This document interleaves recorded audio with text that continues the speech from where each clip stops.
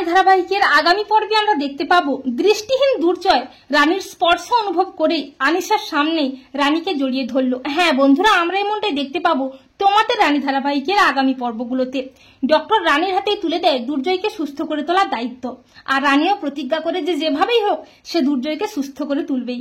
কিন্তু শুক্লা রানীর উপর অভিমান করে কোনো মতেই রানীর উপর দুর্জয়ের দেখাশোনার দায়িত্ব দিতে চায় না, কিন্তু শেষ পর্যন্ত বাড়ির সবাইয়ের অনুরোধে রাজি হয়ে যায় শুক্লা।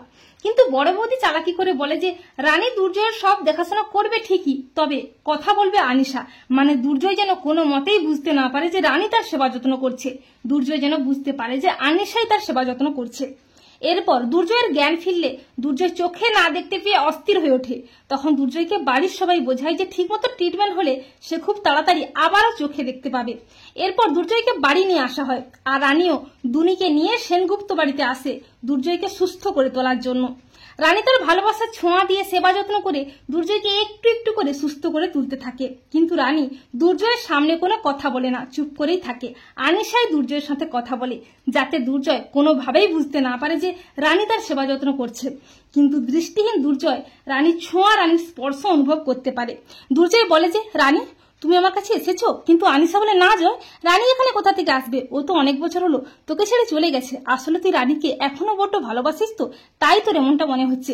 তখন দুর্জয় বলে না, আমার এতটা ভুল হতে পারে না, আমি সেদিনও নার্সিংহোমে রানীকে দেখেছিলাম। এরপর রানী দুর্জয়ের কাছে এলে স্পর্শ করলে দুর্জয় রানীর হাতটি চেপে ধরে বলে রানী তুমি কেন আমার কাছে ধরা দিচ্ছ না, আমি তোমার স্পর্শ, তোমার ছোঁয়া অনুভব করতে পারছি রানী, আমাদের ভালোবাসা তো এতটা ঠুনকো নয় রানী।